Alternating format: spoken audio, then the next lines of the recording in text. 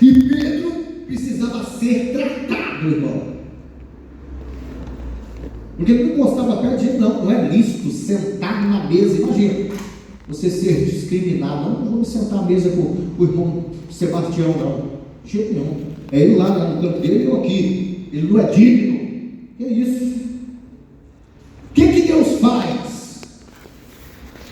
Um dia, Cornélio está orando e Jesus manda um anjo lá conversar com ele. Quando o anjo chega lá, o anjo olha para ele e fala que as orações dele havia chegado, tinha sido ouvida, que ele teria que mandar algumas pessoas até Jope, numa cidade não tão distante dali, e falar com um certo Simão, chamado Pedro, que estava na casa de um certo Simão curtidor,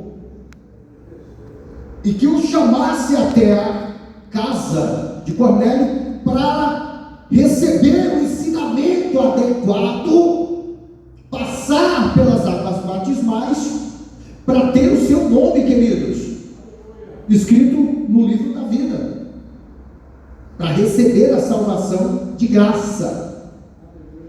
Deus, ou seja, Jesus, falar isso através do anjo a Cornélio.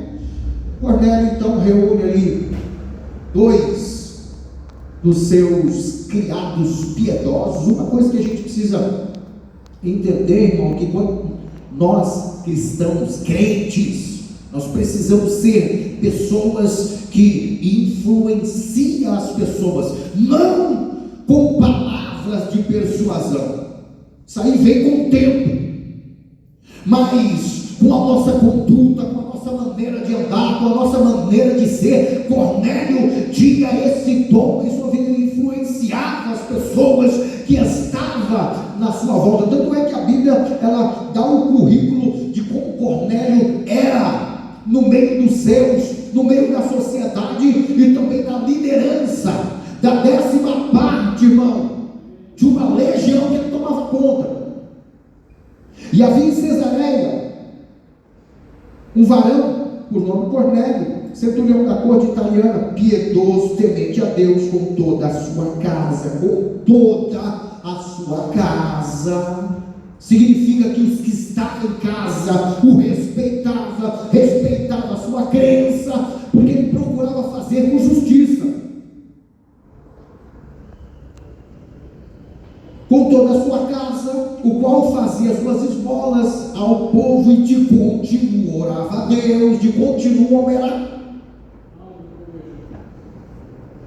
Porque se tem uma coisa que nós crentes precisamos fazer, irmão, é ter contato e amizade com o céu. Se nós somos crentes é porque servimos a um Deus. Se servimos a um Deus, significa que nós temos um dono. E se nós temos um dono, nós devemos obediência a Ele. Jesus, glória a Deus. E tudo que vamos fazer, irmão, temos que falar com o nosso dono. Porque e se ele não deixa? E daí? E se ele fala, você está lá na sua casa se arrumando para vir da igreja, ele fala assim, ó, não vai na igreja hoje não. E aí? Tem gente que, quando fala assim, não vai mais, como assim, irmão? Jesus vai falar para mim não ir na igreja? Ué, irmão. De repente você sai para ir na igreja lá, um acidente, tu morre, Jesus sabe. Você não sabe. Então ele fala, não vai na igreja agora não, vai na igreja só à tarde, ou à noite, ou se não, no outro dia. E daí? Você vai fazer o quê? Você vai desobedecer?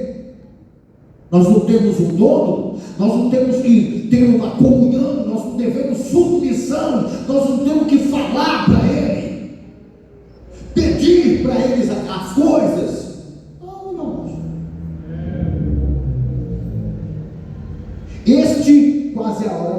Quase a hora nona do dia, claramente viu numa visão um anjo de Deus que se dirigia a ele e dizia: Cornélio. Aleluia! E este, fixando os olhos dele, muito atemorizado: quem és? Quem é, Senhor? Perguntou Cornélio. E o anjo lhe disse: as tuas orações e as tuas esmolas têm subido para a memória diante de Deus. Vocês conseguiram compreender aqui, irmão, que precisa conversar com o céu? Vocês lembram quando eu falei para os irmãos assim, vamos orar o céu? Eu sempre falo isso, irmão, que vocês precisam orar, vocês precisam pedir a Deus.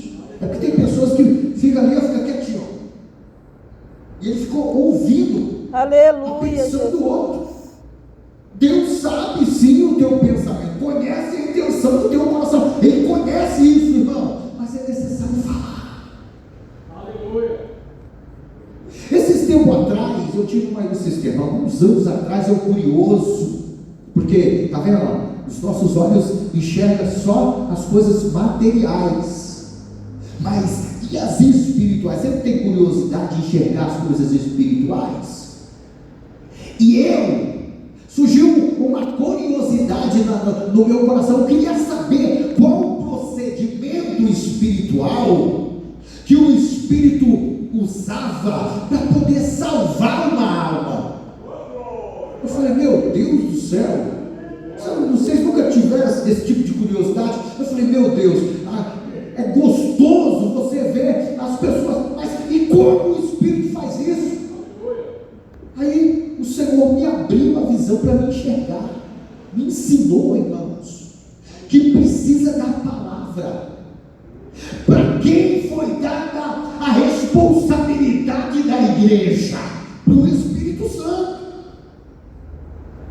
Quando Jesus sobe para o céu, olha, o Espírito Santo revelou para mim, irmão. Quando Jesus vai subindo para o céu, o que ele fala? Ficai-vos aqui. Glória a Deus. Até que do alto sejais revestido de poder. Amém, Jesus. E ele foi subindo. Ele falou assim, eu não vos deixarei órfão, não vos deixarei só. Eu vou lá para o céu, vou para o Pai, eu vou preparar-vos lugar. Quando estiver pronto, eu vou voltar novamente para levar vocês para onde eu estiver. Vocês estejam comigo, vou levar vocês para mim. Palavra.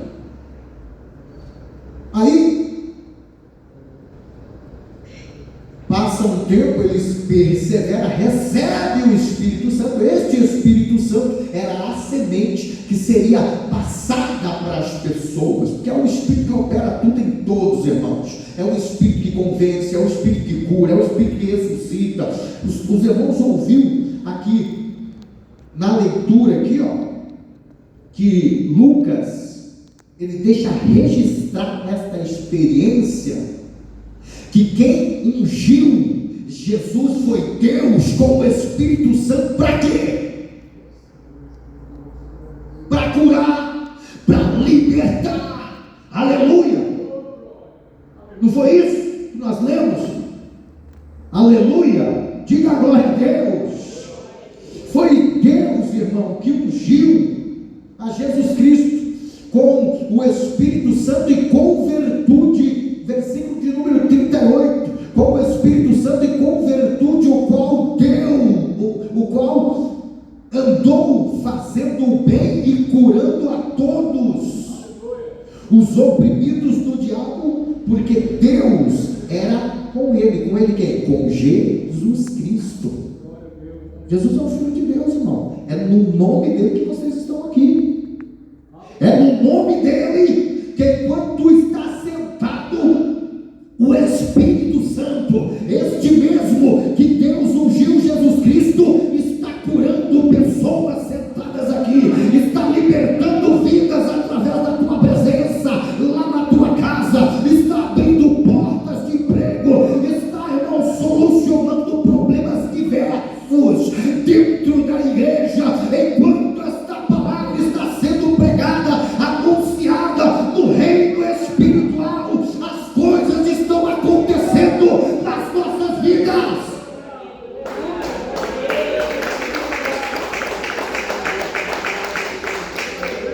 Então daí, para concluir a minha experiência, eu queria saber como que Deus faz para poder convencer, né? As pessoas, quando você está pregando, tem alguém para aceitar Jesus?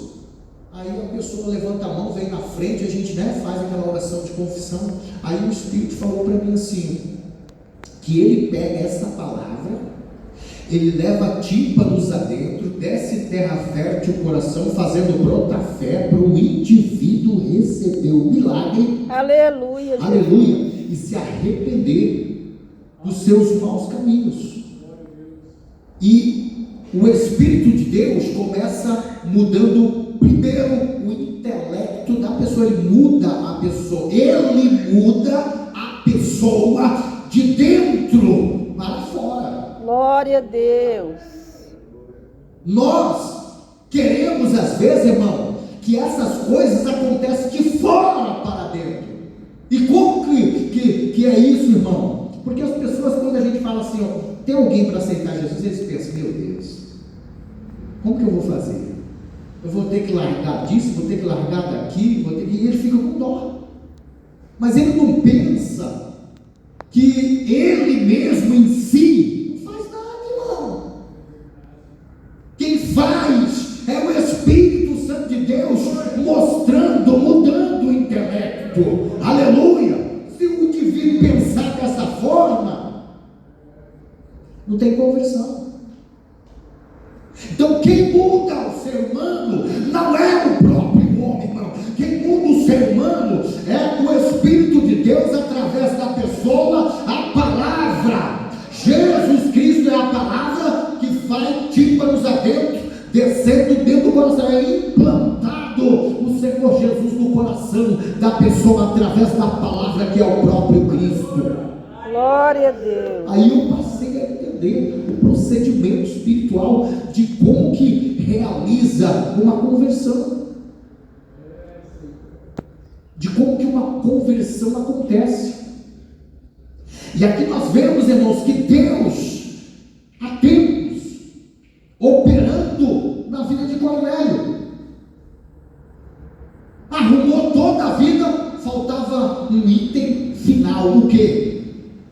O evangelho oficializado na vida de Cornélio.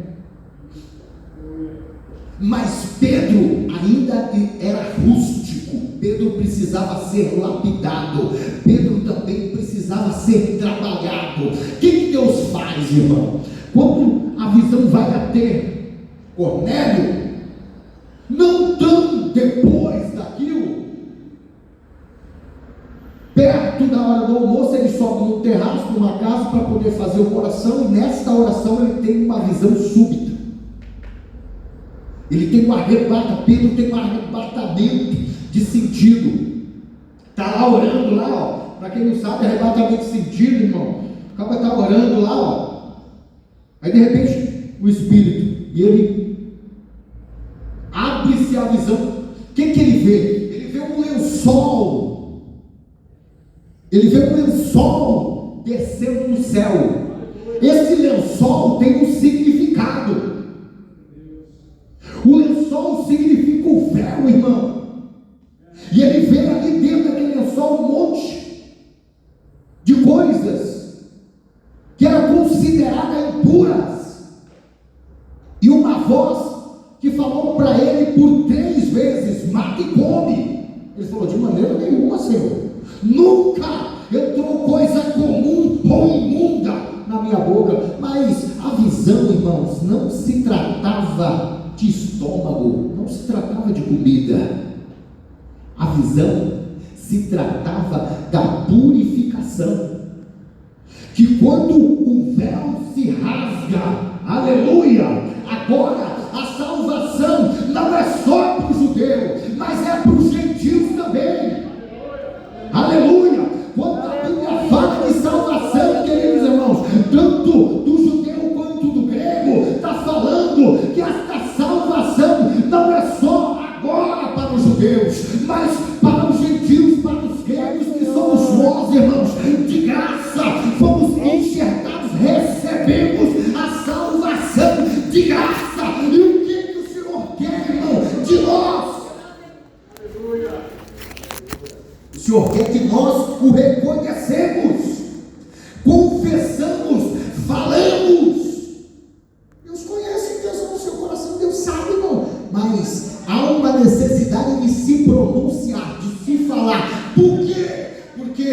mesmo jeito que Deus coloca naqueles que o servem o Espírito Santo e um anjo que o protege, que o guarda, que o livra, que trabalha, aleluia, em prol dos céus na terra, o diabo também coloca, irmão, um demônio ao redor daqueles que o temem, que o servem.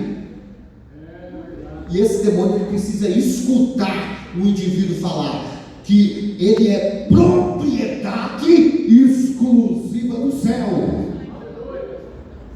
Está compreendendo, queridos? Então daí o que acontece? A voz fala uma vez, a voz fala duas vezes, a voz fala 3 vezes, e o lençol. E Pedro sai daquela visão. Ele sai daquela visão, coçando a cabeça, olha, meu Deus do céu, meditando naquela visão, né? Como assim? Aleluias, diga glória a Deus. Glória a Deus. Diga graças a Deus.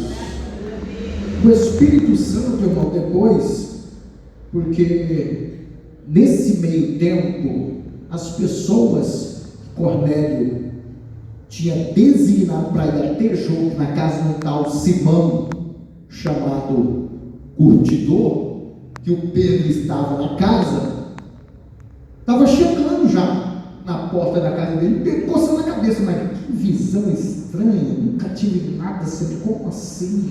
E pensando, e meditando, e vai, e fala, né? E o versículo 19 do capítulo 10 diz assim, ó: e pensando Pedro naquela visão, disse-lhe o Espírito Santo. Quem? O Espírito Santo, né, irmãos? Está vendo que o Espírito Santo ele atua em todas as áreas? Está vendo que o Espírito Santo nós não podemos extinguir, nós não podemos entristecer este Espírito Santo, porque ele mora em nós. Crente tem que ter Espírito Santo. Aleluia! O Espírito Santo é uma pessoa que em nós, irmão. Você não fica triste? Você não fica alegre? Tem hora que a gente está com aquela... O Espírito Santo é a mesma coisa. Ele tem sentimento, ele fica triste, ele fica alegre. Olha o que o Espírito Santo fala para Pedro. E pensando Pedro naquela visão, disse-lhe o Espírito Santo: eis que 3 varões te buscam. Levanta-te, pois, e desce e vai com eles, não duvidando, porque foi eu que os enviei. Aleluia! O Espírito Santo fala com o crente, irmão. Você tem que ter relacionamento com o céu, você tem que ter amizade com o céu, você tem que conversar com Jesus todos os dias. Aleluia, Jesus.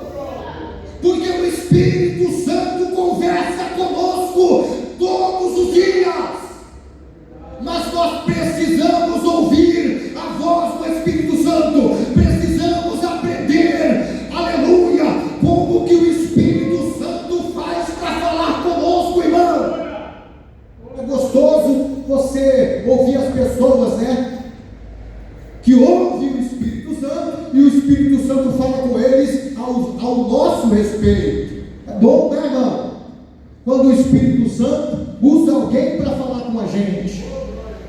Mas se você bem pensar, você tem amizade com este Espírito Santo, com o Senhor Jesus, para ele não precisar de usar pessoa, para ele falar direto contigo. Aleluia! É em casa, é no meio da rua, é no trabalho, é dentro da igreja. Glória a Deus. Onde quer que você esteja, você tem que ouvir